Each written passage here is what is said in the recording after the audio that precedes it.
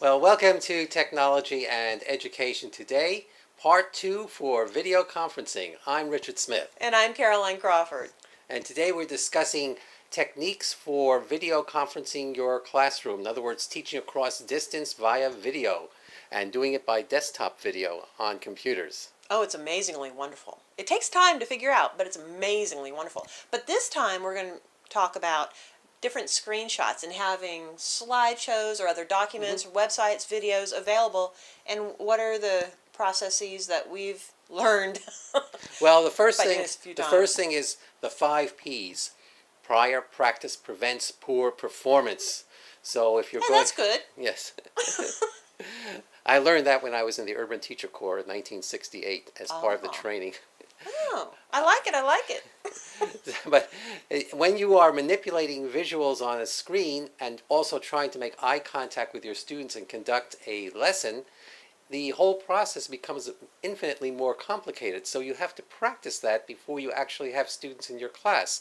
This means you want to get the visuals up on the screen that you're going to use, whether it's a PowerPoint or whether you're going to visit a variety of websites, and make certain that you can access, or present different videos. Sure, and make certain you can access that easily and quickly, and can also talk over the visuals that you have on the screen, while making sure that if there is an audio component to whatever you're presenting, it's loud enough that the students can hear it without being overly offensively loud. That is extremely important. The audio on your during your video conference, when you are instructing students, it needs to be strong. So you need to practice that. You need to have either a good desktop mic or a headphone mic, either of which will make your voice sound very much better than if you just use the microphone in your computer camera. But again, test that. There's nothing worse than having someone having a headset and trying to listen to the person and it being so loud and offensive in your ear that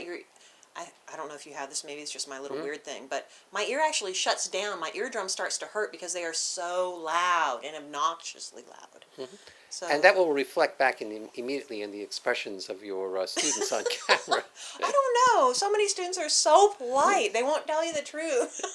But at any rate, when we're dealing with visuals on a camera, I know many of you have seen, all of us have seen PowerPoint presentations where there may be 100 people in the audience and the presenter gets up there and shows a slide that is densely packed with text material and then says the famous words, "I don't know if you can read this or not." Well, of course the presenter knows that. Or there are people like me that do that and don't even think about that fact. I'll say it so you don't have to. Of course it can't be read. There's too much text on the slide, and when you put that on a monitor, you definitely can't read it. So if you're using slides and you are creating the slides should be just as talking points for the lecture part of the video conference that you're using. And you should have maybe 3, 4, 5 lines of text on any one PowerPoint slide that you have, and make certain that you're using a font that people can see, means a fairly large font, over 15 or 16 probably would be preferable. What is it, a 6 by 6 rule that I always go against? Yes, that's the rule. 6 words by 6 lines.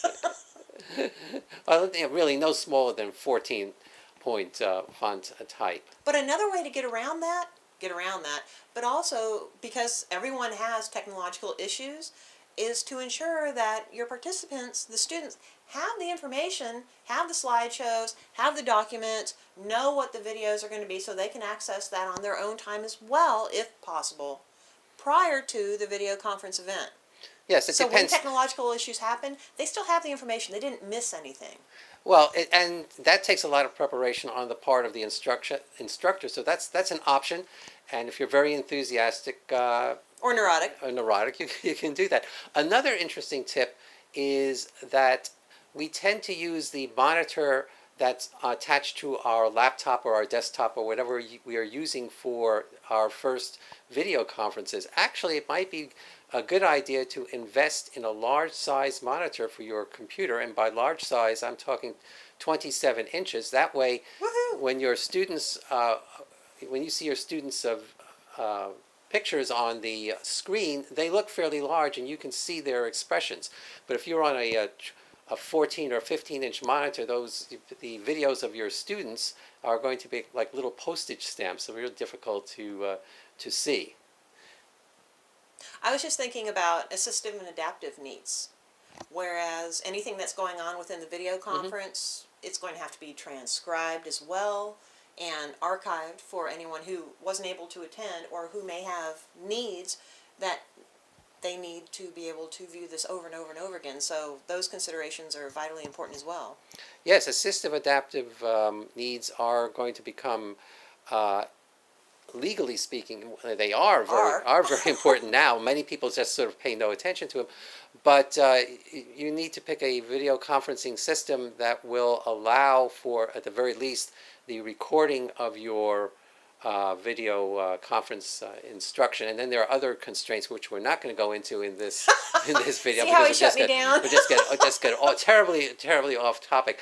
But for your visuals, It's important, but you're right. but That's another now, topic. Your visuals, make certain you leave some white space around your visuals. Give yourself some room to allow for TV cutoff, so to speak, because you don't know that how each student has his or her monitor configured. So leave enough white space on the side so that if students Leeway. Yes, they have a little bit of leeway that will make certain that they can see what you see on your monitor. Instead of going to the very edge of every single screen, giving yourself some white space around there. Sure. To breathe. If you're using PowerPoint slides, skip all the fancy fly-ins and Transitions, those drive me crazy.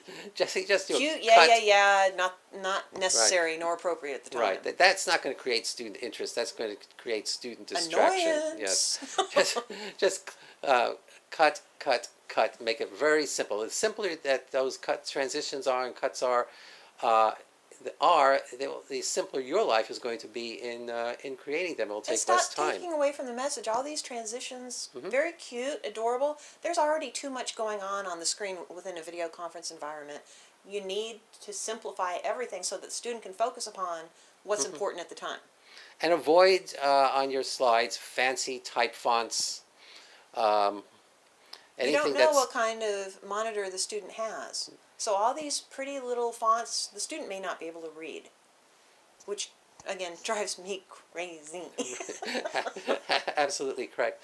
And if you're going to use charts, once again, make certain that your charts are large enough to view, the and text, the labeling is large enough to see, and an explanation. If you're putting a chart up there, obviously it's important to explain what it is and have a discussion about it. It's not just a passing slide. Oh yes, that was interesting, now let's move on. If it's important enough to put on a slide, then it's important enough to discuss in detail. Right, and if you're going to use color, Not to state the obvious, but still. use colors that are not going to distract from what you are saying. Each color that you use, there should be a meaning for the color, not just to make a pretty design. And colorblind comes into that discussion as well, but like you said, that's another topic. It's another topic, and we're talking about productions that are done by either high school teachers or university teachers, and certain of these constraints require a great deal of sophistication, and the average instructor Needs to become aware of it. you But can be aware of it, but there's nothing very much you can do about it because the amount of time it will take to deal with that would be so much as to negate the effect of being able to create a good course, because you go into so much detail. well, that's a good point. On the other hand, it's a law. It's a law, but that time for another. Once again, a different Yes, show. yes. I keep getting in trouble. I'm concerned about just the practical points. Hitting the basics. Hitting the basics the important of getting components that are layers above and beyond, but just hitting the Well, basics. these are basically simple concepts, simple ideas that if you implement them, will make your video conference instruction that you have with your students look a lot better than they normally look. And bringing up these points are very important because unless they're brought up to you, you may not think about it. I wouldn't think about many of the points that I've learned along the way, which is why we're chatting about it and sharing. Sure. Now, the rehearsal part is extremely important. Having people review what you say, make certain that you can get you develop Colloquialisms, slang, Oh, take all of that out the way unless someone you're speaks. unless you're doing it for the deliberate shock effect. Well, just the twang I have living in the South for so many years. I don't think I have a twang. It sounds normal to me, but being cognizant of that is rather important, Twang? What twang? says the New Yorker. Who are you calling in New York? But so keep it simple. Keep your production simple. Practice it. Practice you doing your first video conference with a colleague. And think ahead. You know there are going to be issues. How do you cover for them as best as possible? Right. And I think with that, we've reached the end of part 2 of how to conduct instruction via video conference for technology and education today. I'm Richard Smith. And I'm Caroline Crawford. Bye!